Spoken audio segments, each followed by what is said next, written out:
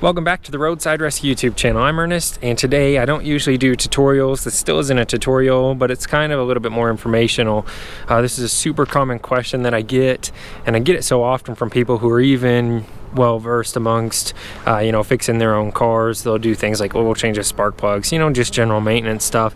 And I still always get this question from pretty much everybody, and heat will stop working in the winter. They'll be like, hey, my heater isn't working, or I hear a gurgling sound coming from the dash, which is usually a little bit easier to diagnose, but it's real common for vehicles to get low on coolant. The heater core is the highest point up on the system, so we'll kind of show that, and your heat will stop working first. So here we go. My Ranger's doing the same thing. It leaks a little bit of coolant. I know where the leak's coming from. I've leak tested it. We'll talk about you can do that if it's leaking frequently. But we'll get over here, get this topped off, and talk about what the issues are that this will cause. Okay, so here we are with the Ranger. In my case specifically, my heater works, but I can hear gurgling in the dash, so it'll be one or the other. Your heater could not work for a few reasons. You could have bad blend door actuators, a bad switch, a blend door that's actually broken, a few different things, a clogged heater core. But easiest thing to do is just to check your coolant level, so we'll do that. All right, so here we go. We popped the hood. We'll just take a look here. So what we'll do first is just check the coolant, make sure that your engine is cooled down, not hot. If you squeeze these coolant hoses on the radiator, they shouldn't be stiff. And they could also be stiff if you have a bad radiator cap that's not enough pressure, but in this case, somebody ran some stop leak in this system a long time ago. But if you can see that, there's no coolant in there.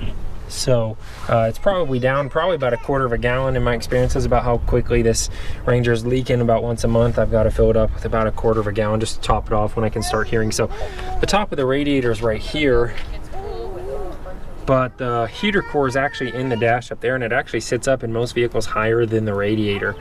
So that'll be the first thing, to not have coolant in it when your system gets low. So that's why when people say, hey, I don't have heat, I say check your coolant first before you call me out there and pay me 80 bucks to come do a diagnosis. And I just have to tell you, hey, you're low on coolant, I topped off your coolant. But so check your coolant. If your coolant's full, it could be a different issue, but super common problem. Just to check, make sure you have enough coolant in the system. Now at this point, if you're full of coolant, you'll want to do some other diagnosing. That's something for a different video. If you're low on coolant, what you can do is do a system pressure test. Now it's a little hard to know exactly what to do with this pressure test. Well, I won't say that. So with the pressure test, some people will do it with the system empty so that they don't have to waste coolant.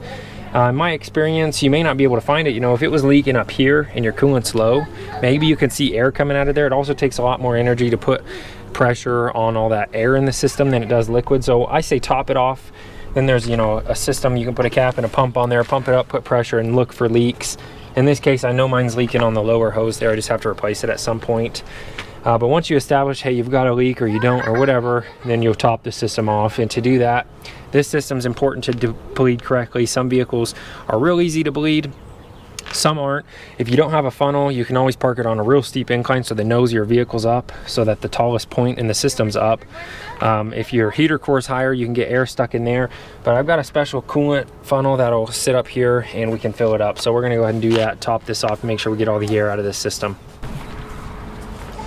As a mobile mechanic, I like to use 50/50 antifreeze. That we don't have to worry about diluting stuff on the road. It's a little bit more expensive if you do it that way. You can always buy, gallons of diluted, DI distilled water and, mix them up. But I like to just go with 50/50. It's easy. I don't have to, mix stuff out, make a mess on the side of the road. So this is the coolant fill funnel. Basically what it does is it's going to sit right here, and it's going to become the tallest point in the system, the cooling system. So all the air is going to escape through here, and just by design, it's not going to let any air back into the system, and just coolant. It's one of my favorite tools. It's pretty interesting, and it's got a bunch of different adapters here. So you'll find the one that fits your radiator, make sure it's got the seal on it, and then we'll hook this funnel up. I'll show you what that looks like.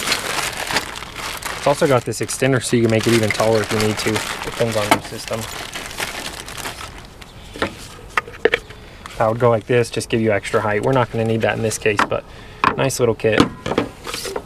I got this kit myself at AutoZone, but I'll put a link in the description if I can find one where you can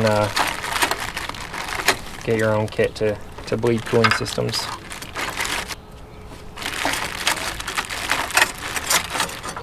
Alright, so you'll want to find the right adapter and then the right cap. So you'll have a cap that'll fit your radiator, and you'll have an adapter that will fit the inlet on your radiator there. We're probably going to be using this cap. That's going to be too small. We're going to be using the big one. Just like that. That makes it tight because it's got its seal on there. Then we can put our funnel in, and we've got this ready to go, filling up with coolant. I'm going to move these other extensions and stuff here, adapters, so they don't fall all over the place. We're going to need this to run the vehicle to top this off with coolant.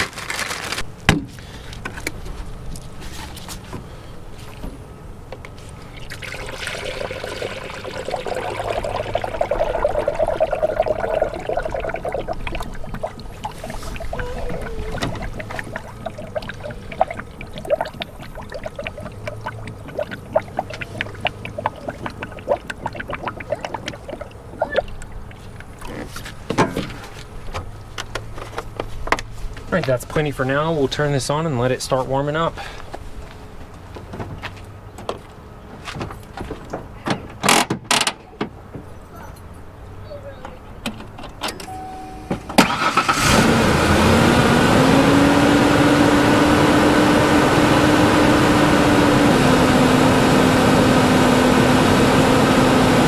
Alright, once that starts to warm up and bubbles stop coming up, you're good to go.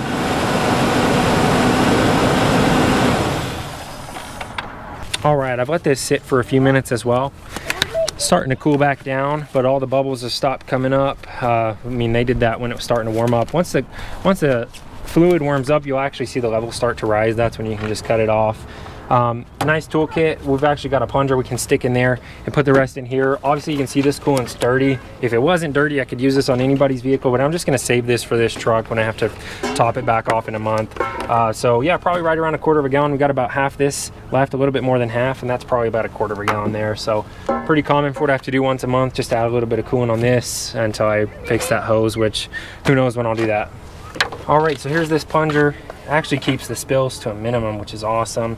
We can at this point go ahead and open it up. That's why you want to let it start cooling off again, so it kind of doesn't have a ton of pressure there, and you can open this up without spilling a lot. You just go straight over to your jug there, pop this off, and you drain it right back into that jug. So super awesome little setup here. And everything goes back into its own little container here, so all the little bits and pieces. So all those little bits and pieces fit right in there, and it's got a lid. Super nice little kit. I'll put a rag in there usually to absorb some of that moisture. But yeah, super nice. This one's by OEM Tools. I'll put a link in the description if I can find it.